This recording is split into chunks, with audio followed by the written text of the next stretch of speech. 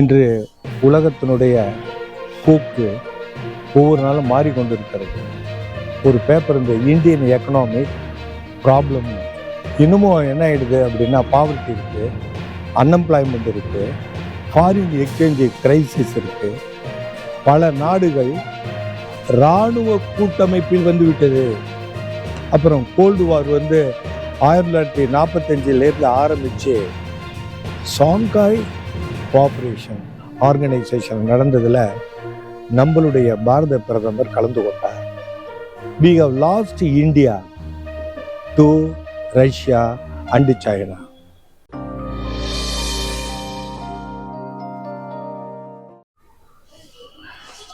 Doctor Siva காணொலி வாசகர்களுக்கு நெஞ்சார்ந்த வணக்கத்தை தெரிவித்துக் கொள்கிறேன். இன்று உலகத்தினுடைய போக்கு ஒவ்வொரு நாளும் மாறிக்கொண்டிருக்கிறது. நான் படிக்கிற காலத்தில் 1965-68 என்னுடைய பிஏ பொருளியல் வகுப்பில் ஒரு பேப்பர் இந்த இந்தியன் எக்கனாமிக் ப்ராப்ளம்னு, இன்னைக்கு இந்தியன் எக்கனாமிக் டெவலப்மெண்ட்டுன்னு ஆரம்பிச்சிருச்சு. ஆனால் அன்னைக்கு சந்தித்த பிரச்சனையெல்லாம் இன்னமும் இருந்து கொண்டு இருக்குதுன்னு நான் பார்க்குறேன். மாணவனாக இருந்து பேராசிரியர் அங்கே பார்க்கும்போது இன்னமும் என்ன ஆகிடுது அப்படின்னா, பாவர்ட்டி இருக்குது, அன்எம்ப்ளாய்மெண்ட் இருக்குது, ஃபாரின் எக்ஸ்சேஞ்சு கிரைசிஸ் இருக்குது, எல்லாம் ஒன் பை ஒன்னாக வந்துக்கிட்டே இருக்குது. அப்படி வந்து கொண்டு இருக்கும்பொழுது அதை எப்படி தீர்ப்பது என்ற ஒரு பிரச்சனை வருது. அப்போ இதனில் என்ன ஆயிடுச்சுன்னா, பல நாடுகள் இராணுவ கூட்டமைப்பில் வந்துவிட்டது. ஃபர்ஸ்ட் வேர்ல்டு வார் முடிஞ்சது, செகண்ட் வேர்ல்டு வார் முடிஞ்சது, அப்புறம் கோல்டு வார் 1945 ஆரம்பித்து வட துருவம் தென் துருவம் அப்படின்னு ரஷ்யாவுக்கும் அமெரிக்காவுக்கும் இருந்தது. பைபோலர்னு இருந்தது. அப்புறம் யூனிபோலர்னு 1991 வந்துடுச்சு. அப்போ சர்வ வல்லமை படைத்த ஒரு நாடாக அமெரிக்கா ஆயிடுச்சு. இப்போ லேட்டஸ்டாக என்ன ஆயிடுச்சு அப்படின்னு சொன்னால், அவர்களுக்கு வல்லவனுக்கு வல்லவன் உண்டுங்கிற மாதிரி அதுக்கு ரைவலாக சைனா வந்து விட்டது. முதல்ல ரஷ்யா இருந்தது, இன்னைக்கு சைனா வந்து விட்டது. அப்போ என்ன சொல்லுவாங்க அப்படின்னா, balance of power, balance of terror, balance of prudence அப்படின்னு இந்த மூணுமே இப்பொழுது பயன்படுத்தி கொண்டிருக்கிறார்கள். சர்வதேச அரசியலில் பேலன்ஸ் ஆஃப் பவர், அதாவது புவி நிலங்களில் எப்படி இந்த உலகத்தில் யார்கிட்ட எந்தெந்த நாடுகள் இருக்கணும், அது அந்த பவரை பேலன்ஸ் பண்ணுறது, சமநிலைப்படுத்துவது, ஒரு ஈக்குலிபிரியத்தில் இருக்கணும், எதுவருடைய கையும் ஓங்கிவிடக்கூடாது அப்படிங்கிறது. அப்போ அமெரிக்காவும் அமெரிக்கா சார்ந்திருந்த நாடுகளும் அது யூரோப்பிய நாடுகள் அப்படின்ட்டு. அதே மாதிரி பார்த்திங்கன்னா ரஷ்யா, சைனா இதெல்லாம். இப்போ சமீபத்தில் என்ன நடந்துடுச்சு அப்படின்னா, இதில் அந்த டில்ட் ஆயிடுச்சு. அந்த பேலன்ஸில் அந்த balance of power, balance of terror, balance of ப்ரூடன்ஸ்னு சொல்லும் பொழுது இன்னும் Russia, China, India 3 pillars of the world அப்படின்னு வந்துடுச்சு அப்படிங்கிறது எல்லாருக்கும் தெரிஞ்சுது. இதில் இப்போ ட்ரம்ப் தான் ஹீரோ ஆயிட்டார். எப்படி அப்படின்னா, இந்த டாரிஃப் அப்படின்ட்டு, டாரிஃபை பற்றி கடந்த வாணிப காணொலியில் நான் தெளிவாக சொன்னேன். வேற ஒன்றும் இல்லை, இம்போர்ட் டியூட்டி, எக்ஸ்போர்ட் டியூட்டி, இறக்குமதி வரி, ஏற்றுமதி வரி, பண்டத்துக்காக போடுறது, சேவைக்காக போடுறது, மர்ச்சன்டைஸ் அப்படின்பா, சர்வீஸும்பா, டெக்னோக்ராட்ஸு, இன்ஜினியர்ஸு, இந்த மாதிரி ஸ்பேஸ் சயின்டிஸ்ட்டு இதெல்லாம் எக்ஸ்சேஞ்ச் பண்ணிக்கிறாங்க. உலகம் முழுவதும் நடக்குது. அப்போ சர்வீஸு, அதுக்கு பல கோடி ரூபா, பல கோடி டாலர் கொடுக்குறாங்க. இப்போ என்ன ஆயிடுச்சு, இப்போ சமீபத்தில் ஷாங்காய் கோஆபரேஷன் ஆர்கனைசேஷன் நடந்ததில் நம்மளுடைய பாரத பிரதமர் கலந்து கொண்டார். இப்போ இது என்ன ஆயிடுச்சு, இப்போ பவர் டில்ட் ஆயிடுச்சுங்கிற மாதிரி ஆயிடுச்சு. அப்போ ட்ரம்ப் யாரை இப்படி பண்ணிட்டாரு அப்படின்னா, நம்ம மோடி அவர்கள் அங்கே போகின்ற ஒரு சூழ்நிலையை உருவாக்கி விட்டார். அப்படி தான் சொல்லணும். இப்போவே என்ன சொல்லிட்டாங்க, அங்கே உள்ள காமர்ஸ் செக்ரட்டரி என்ன சொல்லிட்டார் அப்படின்னா, லுட்விக்கு, ஒன்றும் இல்லை, இப்போ வந்து இந்தியா வந்து இன்டர்நேஷ்னல் அஃபேர்ஸில் எப்படி எடுப்பாங்கங்கிறத மிஸ் அண்டர்ஸ்டுட், அமெரிக்கா சரியாக எடுத்துக்கொள்ளவில்லை. அதில் என்ன சொல்லிட்டாங்க அப்படின்னு சொன்னால், ட்ரம்ப் பேசியிருக்காரு, அவருக்கு கடும் கோபம் இந்தியா மீது. அப்போ என்ன சொல்கிறார் கடைசியாக, we have lost India to Russia and China. அதுதான் முக்கியம். இப்போ அதில் சைனாவுக்கு முன்னாடி என்ன பண்ணுறாரு அப்படின்னா, ஒரு அட்ஜெக்டிவ் போடுறாரு. என்ன அட்ஜெக்டிவ் போடுறாரு அப்படின்னா, டார்க்கஸ்ட்டு சைனா. டார்க்கஸ்ட்டு சைனாவிட்ட இது இந்தியாவை நம்ம இழந்துட்டோம். அப்போ யூஎஸ் அப்படின்ட்டு என்னுடைய உலக வரலாற்றில் நான் பார்த்தது, அவர் சொல்கிறதுங்கிறது பாலிடிக்ஸு. அவருக்கு சரியான வரலாற்றை சொல்லலையா என்னன்னு. செகண்ட் வேர்ல்டு வாரில் ஜெர்மனியை எதிர்த்து போரிட்டதில் 3 பேர். அப்போ ஒரு 3 பிள்ளைஸ் யார்? யூகே, யுனைடெட் கிங்டம், இங்கிலாந்து, அதாவது கிரேட் பிரிட்டன். 2வது வந்து ரஷ்யா, அப்புறம் வந்து அமெரிக்கா. 3 சேர்ந்து தான் ஹிட்லரை தோற்கடித்தார்கள். நாசி படைகளை தோற்கடித்தார்கள். ஃபேசிஸ்ட் இட்டாலியை தோற்கடித்தார்கள். அப்போ இங்கே கவனிக்க வேண்டியது, இந்த 3 பேரும் பவர் தான், உலக அதிகாரம் படைத்த இவர்கள் தான் ஜெர்மனியை தோற்கடித்தார்கள். அப்போ மட்டும் இல்லை, ஃபால் ஆஃப் பெர்லின் யாரால் அதை பிடிச்சது ஃபுல்லாகவே ரஷ்ய படை தான். பயங்கர தியாகம் பண்ணி பிடிச்சாங்க. அப்போ ரஷ்யாவை வந்து ஒதுக்கலை, சேர்ந்துக்கிட்டாங்க கிரைசிஸில். ரூஸ்வெல்ட் இருந்தார், வின்ஸ்டன் சர்ச்சில் இருந்தார். இப்போ 3 பேரும் போனதில் நல்லா ஒன்று கவனிக்கணும். சைனா வந்து ஒரு வெற்றி விழா கொண்டாடுது. என்ன வெற்றி விழா? செகண்ட் வேர்ல்டு வாரில் ஜப்பானை தோக்கடித்து நம்ம வெற்றி அடைந்தோம், அந்த விழா. அப்போ ஆர்மி அந்த மார்ச்சில் இவர் கலந்து கொள்ளவில்லை. யாரு கலந்துக்கல? டர்க்கி கலந்துக்கல. சவுதி எல்லாம் வெளியில் வந்துடுறாங்க. அப்போ மோடி வந்து என்னன்னா, அந்த சாங்காயினுடைய என்ன குறிக்கோளோ அதுக்கு வந்து வந்துடுறாரு. அப்போ என்ன ஆயிடுச்சு, பிரிக்ஸில் இருக்கிறாரு, அதனால் அவர் போகிறார். இப்போ இவர் என்ன சொல்லிட்டாரு, நம்ம ரஷ்யா விட்டுட்டோம், ரஷ்யாகிட்ட இந்தியா போயிட்டது.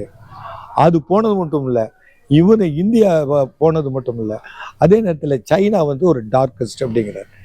இப்போ நல்லா கவனிக்கணும். நம்ம இன்னைக்கு இந்த சூழ்நிலை வந்ததுக்கு காரணம் என்ன, உலகத்திலேயே அதிக வரி போகிற ஒரு நாடுன்னு யார் சொன்னார் அப்படின்னா, டொனால்டு ட்ரம்ப் சொன்னார். ஹைலி டாக்ஸ்டு கண்ட்ரி இந்த வேர்ல்டு இஸ் இந்தியா அப்படின்னு சொன்னார். அதுக்கு வந்து என்ன, அந்த ஹார்லி டேவிட்சன் அதுக்கு வந்து 200% போட்டாங்க. அப்போ 200-300% எதுக்கு? அமெரிக்காவிலிருந்து உற்பத்தி ஆகிங்க வர ஒரு பொருளுக்கு இந்தியா வந்து இம்போர்ட் டியூட்டி. அதான் நல்லா தெரியணும். இப்போ நான் சொல்லும்போது என்னன்னா, நேர்முகவரி மறைமுகவரி. இப்போ ஜிஎஸ்டி போடுறாங்க, அது வந்து நம்ம தெரிஞ்சோம், நேர்முகவரியா மறைமுகவரியா? GST goods and services taxes இருக்க ஜிஎஸ்டி, அது மறைமுகவரி, இன்டைரக்ட் டேக்ஸு. அது யார் கொடுக்கணும்னா மக்கள் தான் தரணும். இப்போ அமெரிக்காவை விட இந்தியாவில் என்ன நினைக்கிறேன்னா, அவர் சொன்னதில் உண்மை இருக்கு. எப்படின்னா, gap between rich and poor இருக்குல்ல, அங்கே பெரும் பணக்காரர்களுக்கும் சாதாரண சாமானிய அமெரிக்கனுக்கும் உள்ள இடைவெளி குறைவு. ஆனால் இந்தியாவில் மலைக்கும் மடுவுக்கும் உள்ள வித்தியாசம் இருக்கு. அப்போ வந்து என்ன ஆயிடுது, இந்த gap in rich and poor இருக்கிறது இருக்கும்போது, poor people taxed more than the rich people. அந்த டேக்ஸ் கன்செஷன்லாம் கொடுத்தாங்க, வெல்த் டேக்ஸ் இல்லை அப்படின்ட்டாங்க. அது மட்டும் இல்லை, 16 லட்சம் கோடி போல் தள்ளுபடி பண்ணாங்க. இப்போ ஒன்று ரீசெண்டாக பப்ளிக் மெமரி ஷார்ட்டும்பாங்க, பேங்க்கு கொடுக்க வேண்டிய 17,000 கோடி முகேஷ் அம்பானி கொடுக்கவில்லை. அப்போ வந்து என்ன ஆயிடுச்சு, கேஸ் நடந்துக்கிட்டு இருக்கு. அப்போ இதில் இந்த ஜிஎஸ்டிங்கிறதுல என்ன, யார் பாதிக்கப்படுகிறார்கள் அப்படி என்று சொன்னால், இந்திய மக்கள், உழைக்கும் மக்கள், நடுத்தர மக்கள் 85% பண்ணுறாங்க. இதில் இன்னொன்று ரொம்ப பேர் தெரியல, உலக நாடுகளில் நேர்முக வரிங்கிறது அதிகம் 60%, மறைமுக வரிங்கிறது 40%. இந்தியாவில் அப்படியே உல்டாவாக இருக்குது, அப்சைட் டவுனாக இருக்குது. ஏழை கட்டுகின்ற வரி வந்து ஜிடிபியில் 60%, இவங்களுக்கு வந்து 40%. இந்த வரி விகிதத்தில் யார் அதிகமாக மறைமுக வரி கட்டுகிறாருன்னா ஏழைகள் கட்டுகிறார்கள். இப்போ ஜிஎஸ்டியில் பல இது சொல்லிட்டாங்க. இப்போ இப்போ வந்து 28 எடுத்துட்டோம், இப்போ 40 வச்சுருக்கிறோம், ஒரு 5 இருந்ததை 4 வச்சுட்டோம் அப்படியெல்லாம் சொல்கிறாங்க. இதில் என்ன அப்படின்னா, இந்த தாக்குதல் தாங்குதல் அப்படின்னு சொல்லும்பொழுது இந்த மறைமுக வரி என்பது ஏமாற்ற முடியாது, அது ஏழைகள்கிட்ட தான் போகும். இன்கம் டேக்ஸும் ஏமாற்ற முடியாது. இங்கே வந்து வரி வசூலித்து கொடுப்பவர் சேல்ஸ்மேன். ஆனால் எங்கே போகுது அப்படின்னா ஏழை எளியோர்கிட்ட. இப்போ நான் என்ன சொல்ல வந்தேன், முக்கியமாக கருத்து நம்ம நேயர்களுக்கு அப்படின்னு சொன்னேன், எப்படியோ டார்க்கஸ்ட் சைனா அப்படின்னு சொன்னோம். அப்புறம் இன்னொன்று வந்து ரஷ்யா போயிடுச்சு. இவர் இன்னும் இனிமையாக அவர் நினைக்கிறார், ஆனால் தவறு. ரஷ்யாவிடம் இருந்து ரேர் எர்த் எலிமெண்ட்ஸை இறக்குமதி செய்து கொண்டு இருக்கிறார் அமெரிக்கா. சீனாவிலிருந்து ஏகப்பட்ட மினரல்ஸை இறக்குமதி கொண்டு அமெரிக்கா இருக்குது. நம்ம இந்தியாவும் ஏற்றுமதி நிறையா செய்தது, இறக்குமதி குறைவாக இது இருந்தது. இப்போ என்ன ஆச்சு, அவர் என்ன சொல்கிறாரு அப்படின்னா, நான் ஏன் 50 விழுக்காடு போட்டேன் அப்படின்னு சொன்னால், ரஷ்யாவிலிருந்து கேஸு இந்த மாதிரி பெட்ரோலியம் வாங்குறதுனால அப்படின்லாம் சொன்னார். சரி, உண்மையான விஷயம் என்ன அப்படின்னு கேட்டால், இந்த பிரிக்ஸ்னால டாலருடைய வேல்யூ குறைந்து கொண்டு வருகிறது. எக்ஸ்சேஞ்சு செய்யலை. புட்டின் அழகாக சொன்னார், வேற ஒன்றும் இல்லை, டாலர் தான் எல்லாம் கொடுக்கணும், எது விற்றாலும் வாங்கினாலும் அப்படின்னு சவுதியில் 1973 நிக்சன் வந்து ஒரு ஒப்பந்தம் போட்டார் அமெரிக்கா சவுதியில். அப்போ என்ன ஆயிடுச்சு, 73 போட்டதும் அது 50 ஆண்டுகள் கழிச்சு 2023 எக்ஸ்பைரி ஆயிடுச்சு. எக்ஸ்பைரி ஆகிட்டது என்ன ஆயிடுச்சு, 2022 பிரிக்ஸு நியூக்ளியஸ் வந்துடுச்சு.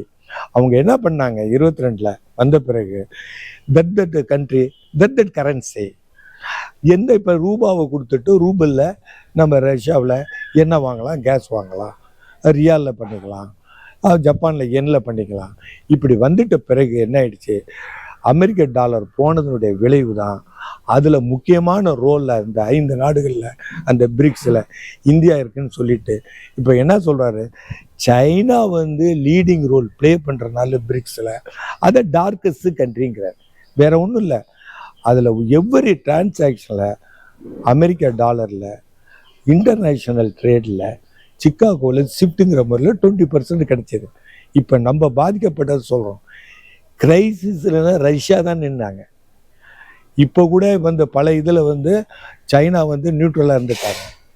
ஆனால் இவங்க என்ன பண்ணாங்க, 1965 இந்தோ பாக் வார் நடக்குது, 1960 என்ன நடந்தது என்பது நம்ம நேயர்கள் நினைவில் வைத்துக் கொள்ள வேண்டும். என்ன அப்படின்னா, அப்போ வந்து அமெரிக்கா யார் பக்கம் இருந்ததுன்னா பாகிஸ்தான் பக்கம்தான் இருக்கிறது. இப்பொழுது கூட பாகிஸ்தானை தான் அவர் சைட் பண்ணுறாரு டொனால்டு ட்ரம்ப். ஆனால் இந்திரா காந்தி இருக்கின்ற காலத்தில் இருந்து பிரெஷ்னோனுடைய Indo Russia treaty, Soviet treaty, friendship treaty 20 ஆண்டுகள் போட்டுக்கிட்டோம். அதனால் அன்னையிலேருந்து இன்னை வரலும் கன்சிஸ்டண்டாக ரஷ்யா இந்தியாவோடு இருக்குது. அதனால் 1962 பாகிஸ்தான் ஆதரித்து அமெரிக்கா இருந்தபோது ரஷ்யா நம்மோடு இருந்தது. ரஷ்யா இந்த போரில் நடந்த நமக்கு நஷ்டம் ஏற்பட்டதுனால என்ன ஆயிடுச்சு, 1966 டீவேல்யூவேஷன் பண்ணோம், பண மதிப்பு குறைக்கும். அது 200 கோடி ரூபாய் வெளிநாட்டு கடன் இருந்தது, அது 400 கோடியாக போய்விட்டது. இன்றைய பொறுத்த வரைக்கும் நம்ம பொருளாதாரத்துக்கு என்ன சௌரியமோ அதை தான் நம்ம செய்துட்டு இருக்கோம். இன்னைக்கு ஜெய்சங்கர் மிக சிறந்த வெளியுறவு அமைச்சராக இருக்கிறார். அது மட்டுமல்ல, இவர் போட்ட 50% டாரிஃபுக்கு பயந்துக்கிட்டு நம்ம போகாமல் இருந்து ஒரு செல்ஃப் ரெஸ்பெக்டை பாதுகாத்துட்டோம். இப்போ அதனால் காமர்ஸ் அமெரிக்கன் வெளியுறவு வர்த்தக அமைச்சர் என்ன சொல்கிறாருன்னா, விரைவில் we will meet across the table with Indian delegation சொல்லி பண்ணுறதுனால என்ன ஆகிடுதுன்னா, அதில் வந்து சார்ட் அவுட் பண்ணுவோம், இந்த difference of opinion will be eliminated அப்படின்னு சொல்கிறாங்க. அதனால் இந்தியாவும் அமெரிக்காவும் விரைவில் வந்து கூடுவதற்கு சமம். நம்மளை பொறுத்த வரைக்கும் நான் அலைன்மெண்ட், நாம் வந்து நேரு காலத்தில் இருந்தது மாதிரி அணிசேரா கொள்கையை தான் இன்றும் நம்ம ஃபாலோ பண்ணுறோம். அதன் அடிப்படையில் தான் இதை எடுத்தோம் தவிர இது மிஸ் அண்டர்ஸ்டுட் பை அமெரிக்கா. அதனால் நம்ம சைனாகிட்டையும் போல ரஷ்யாவிட்டையும் போல அமெரிக்காவில் இல்லை, இந்தியனாக இருக்க வேண்டும். நம்ம பி இந்தியன் பை இந்தியன் அப்படிங்கிற ஒரு லெவலில் தான் சுதேசி எக்கானமியை நோக்கி தான் இந்தியா பயணிக்கிறது. அதில் தான் உறுதியாக இருக்கிறது. அதுதான் இந்தியனுக்கு வாழ்வும் வளமும் அமைதியும் சர்வதேச ஒரு செழிப்பும் நட்பும் ஏற்படும் என்று கூறி நேயர்களுக்கு வணக்கம் தெரிவித்து விடைபெறுகிறேன்.